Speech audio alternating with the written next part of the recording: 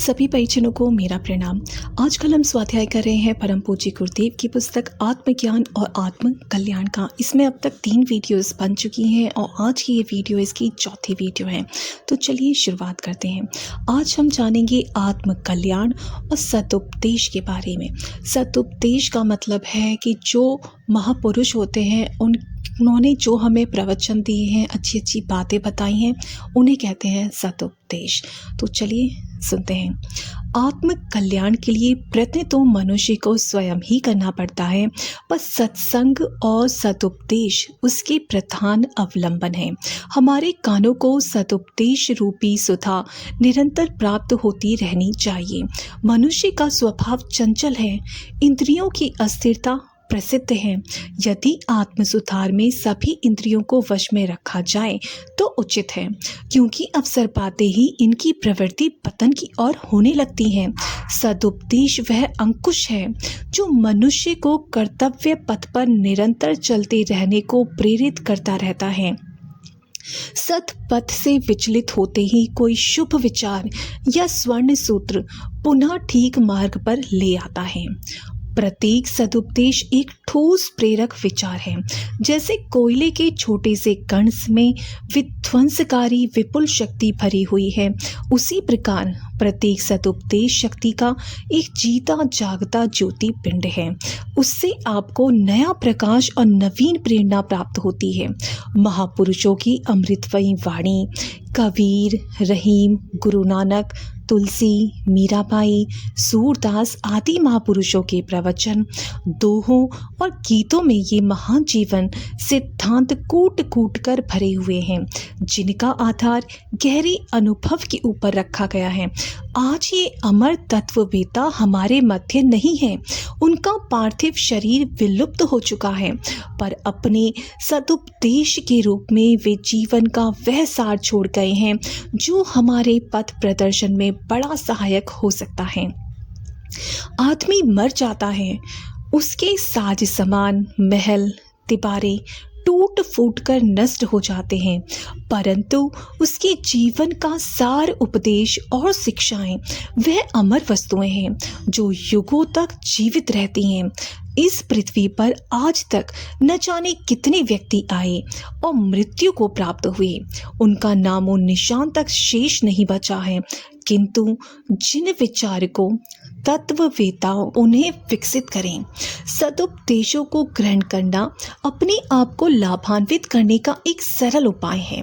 सत्य के शोधक, उन्नति के जिज्ञासु और कीर्ति के इच्छुक का यह सर्वप्रथम कर्तव्य है कि वह केवल अपने थोड़े से अनुभवों के बल पर न टिककर मानवता को प्रशस्त और समुन्नत करने वाले विचारकों के अनुभवों से लाभ उठावे। सदुपदेश हमारे लिए प्रकाश के जीते जागते स्तंभ हैं। जैसे समुद्र में जहाजों को उचित मार्ग निर्देश करने के लिए प्रकाश स्तंभ बनाए जाते हैं, विद्वानों के ये उपदेश ऐसे ही प्रकाश स्तंभ हैं।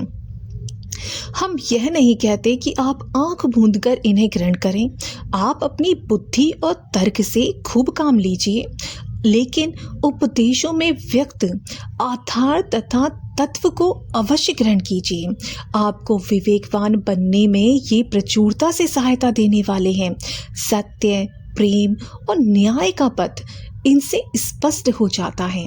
आपको कोई दूसरा अच्छी सलाह दे, उसको सुनना आपका कर्तव्य है, परंतु आपके पास अंतरात्मा का निर्देश है। आप अपनी आत्मा की सलाह से काम करते रहिए, कभी धोखा नहीं खाएंगे। जिन्होंने बहुत उपदेश सुने हैं वे देवता रूप हैं, कारण जब मनुष्य की प्रवृत्ति अच्छाई की ओर होती है तभी वह सदुपदेशों को पसंद करता है, तभी सत्संग में बैठता है, तभी मन में और अपने चारों ओर वैसा शुभ सात्विक वातावरण विनिर्मित करता है। किसी विचार के सुनने का तात्पर्य चुपचाप अंतःकरण द्वारा उसमें रस लेना, उसमें रमण करना भी है। जो जैसा सुनता है कालांतर में वैसा ही बन जाता है। आज आप जिन सदुपदेशों को ध्यानपूर्वक सुनते हो, कल निश्चय ही वैसे बन भी जाओगे। सुनने का तात्पर्य अपनी मानसिक प्रवृत्तियों को देवत्व की ओर मोड़ना है। एक विद्वान ने कहा है, जल जैसी जमीन पर बहता है उसका गुण वैसा ही बदल जाता है। मनुष्य का स्वभाव भी अच्छे बुरे विचारों या लोगों की संगति के अनुसार बदल जाता है।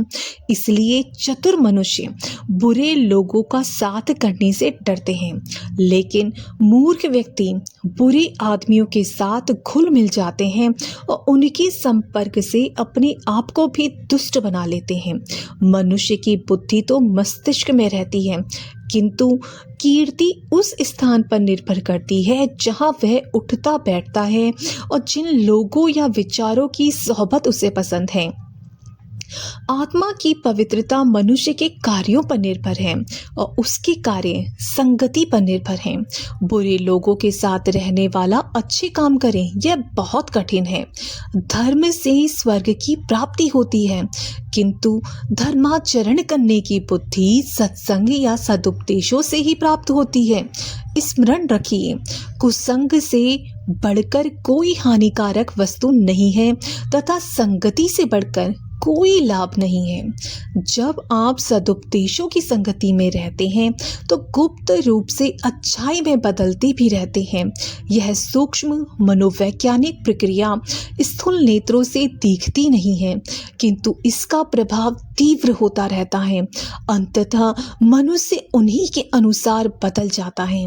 गंगा जल से जिस प्रकार शरीर शुद्ध होता है, सदुपदेश से मन, बुद्धि और आत्मा पवित्र होती है।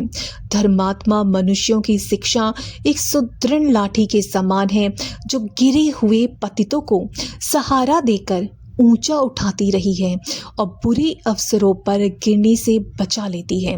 जो शिक्षित हैं उनके लिए सैकड़ों एक से एक सुंदर अनुभवपूर्ण ग्रंथ विद्यमान है। कवियों, विचारकों, तत्वदर्शकों की वाणियां हैं, दोहे, भजन, सुक्तियां हैं। इनका मनन और आचरण करना चाहिए। जो अशिक्षित हैं वे लोग भी धर्मात्माओं के सत्संग से इतनी शक्ति प्राप्त कर सकते हैं जिससे अपने आप को संभाल सकें और विपत्ति के समय अपने पैरों पर खड़े हो सकें। स्वयं भगवान गीता में कहते हैं, इस संसार में सद्ज्ञान के समान पवित्र करने वाला निसंदेह कोई भी पदार्थ नहीं है। उस ज्ञान को कितने ही काल से कर्म योग के द्वारा शुद्धांतकरण हुआ मनुष्य अपने आप ही आत्मा में पा लेता है। जो मानव भगवान की कथा श्रवण करके उसके सदुपदेश ग्रहण कर अपने समस्त दोष दुर्गुण दूर कर चुका है और जिसका चित्त भगवान श्री कृष्ण के चरणारविंदों की आराधन में अनुरक्त है, वे अपने शरीर के संग अथवा संभाषण से भी संसार को पवित्र करते हैं। अतः सदा श्री हरि की ही पूजा करनी चाहिए।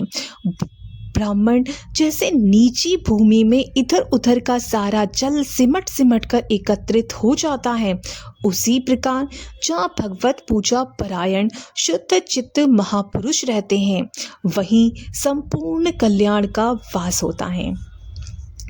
तो आज के लिए इतना ही और कल हम स्वाध्याय करेंगे आत्म कल्याण के लिए आत्मनिरीक्षण की आवश्यकता का। तो सभी को प्रणाम। जय गुरुदेव, जय श्री राम।